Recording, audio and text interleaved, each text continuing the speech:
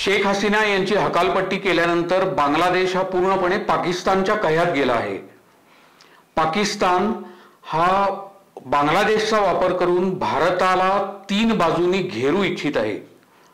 पहिली गोष्ट की भारताची आर्थिक कोंडी करण्यासाठी पाकिस्तानने बांगलादेशमध्ये एक मोहीम राबवली आहे, जी मोहीम भारतीय उत्पादनांवर बहिष्कार अशी आहे।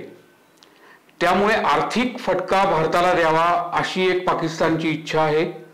दुसरी गोष्ट अशी आहे की बांगलादेशच्या बॉर्डरवरती पाकिस्तान हे दहशतवाद्यांचे तळ बसवू इच्छित आहे आणि त्या दृष्टीने त्यांनी तयारी पण सुरू केली आहे। आणि तिसरी गोष्ट अशी आहे की बांगलादेशच्या लष्कराचा वापर करून भारत आणि बांगलादेश यांच्या सीमारेषा या अस्वस्थ करू इच्छित आहे। बांगलादेशची आर्थिक परिस्थिती अगदी मेटाकुटीला आली असली तरीही त्यांनी तुर्की या देशाकडून 10 किलर ड्रोन्स विकत घेतले आहेत। त्याच्यापैकी 6 किलर ड्रोन्स हे ऑलरेडी बांगलादेशमध्ये पोहोचलेले आहेत आणि 4 ड्रोन्स अजून पोहोचणार आहेत। त्याचबरोबर बांगलादेश आणि भारत याच्या सीमारेषेवरती सैन्याला उपयोगी पडतील अशी पायाभूत सुविधांची उभारणी ही बांगलादेशकडून केली जात आहे। सर्वात महत्त्वाची गोष्ट, दुसऱ्या महायुद्धामध्ये ज्या ठिकाणी चिकन नेक नावाचा जो बॉर्डरचा प्रदेश आहे तो पूर्वी महायुद्धाच्या वेळेला भारताचा प्रदेश होता आणि आता तो बांगलादेशमध्ये आहे, त्या ठिकाणी 2 धावपट्ट्या उभारण्यात आल्या होत्या लष्करी विमानांसाठी। त्या 2 धावपट्ट्यांच्या जागी पुन्हा 2 नवीन धावपट्ट्या उभारण्याचं काम हे बांगलादेश करत आहे। पाकिस्तानला बळी पडून बांगलादेश जरी काहीही लष्करी तयारी करत असलं तरी पण बांगलादेशकडून भारताला सामरिक दृष्टीने फारसा धोका नाही याची ग्वाही भारतीय गुप्तचर यंत्रणांनी दिली आहे। मात्र बांगलादेशमध्ये असलेलं अराजक आणि तिथे असलेला मूलतत्ववाद्यांचा प्रभाव हा कायम राहिला तर बांगलादेश हा पुन्हा एकदा दहशतवाद्यांचा अड्डा बनू शकतो याची जाणीव भारतीय गुप्तचर यंत्रणांनी करून दिली आहे। शेख हसीना सत्तेवर असताना त्यांनी बांगलादेशातले दहशतवादी आणि भारत विरोधी जे काही घटक होते त्यांना चाप लावायचं काम प्रभावीपणे केलं होतं। मात्र जेव्हापासून शेख हसीना यांना सत्ताभ्रष्ट करून प्रामुख्याने मूलतत्ववादी लोकांचं सरकार हे तिथे सत्तेवर आलंय, तेव्हापासून बांगलादेश हा दहशतवाद्यांचा अड्डा बनू पाहत आहे। पाकिस्तान बांगलादेशात दहशतवाद रुजवण्याचा आटोकाट प्रयत्न करत आहे आणि जर का बांगलादेशमध्ये अराजक कायम राहिलं आणि बांगलादेशच्या निर्णय प्रक्रियेमध्ये मूलतत्ववाद्यांचा कट्टरपंथीयांचा प्रभाव कायम राहिला तर बांगलादेश हे भारत विरोधी दहशतवादी कारवायांचं आणखी एक प्रमुख केंद्र बनण्याची शक्यता आहे।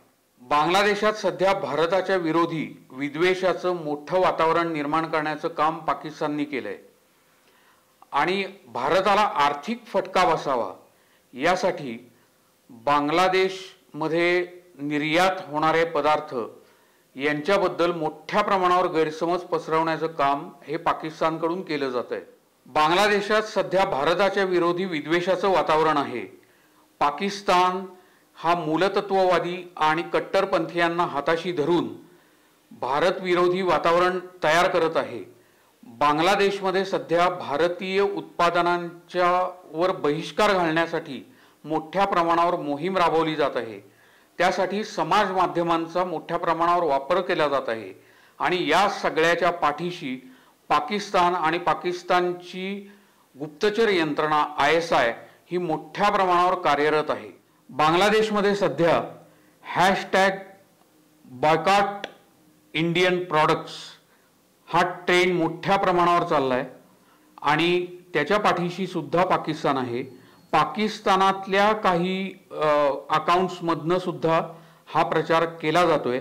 त्याच्यातून भारतीय उत्पादनांची बदनामी केली जाते, भारतीय उत्पादनांबद्दल गैरसमज पसरवले जात आहेत, चुकीची माहिती दिली जाते आणि हे सगळं पाकिस्तान घडवून आणतंय। बांगलादेशमध्ये वातावरण सध्या असं आहे की बांगलादेशी महिलांना भारतीय साड्या वापरू नका, भारतीय साड्यांवर बहिष्कार घाला असं आवाहन करण्यात येतंय। आपण भारतामधून मिरची आणि पपई आयात करतो ती बंद करू आणि आपल्याला आवश्यक तेवढी मिरची आणि पपई आपण आपल्या देशात पिकवू असं आवाहन बांगलादेश नॅशनलिस्ट पार्टीच्या सरचिटणीसांनी नुकतंच केलं आहे। बांगलादेश जेव्हापासून मूलतत्ववादी आणि कट्टरपंथी यांच्या ताब्यात गेलाय तेव्हापासून त्यांनी बांगलादेशचे निर्माते असलेले शेख मुजीबुर रहमान यांनाही वेठीस धरलेले आहे। माथेफिरूंच्या जमावाने त्यांचा पुतळा हा केव्हाच उखडून टाकलाय आणि आता बांगलादेश चलनाच्या नोटेवरनं त्यांचा फोटोही घालवून टाकलाय।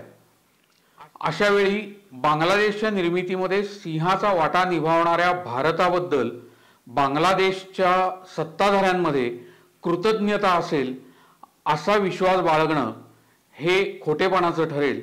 त्या दृष्टीने बांगलादेशचा वापर करून पाकिस्तान भारताविरोधात ज्या काही कारवाया करत आहे त्याबद्दल भारताने जाणीवपूर्वक काही पावलं उचलणं गरजेचं आहे।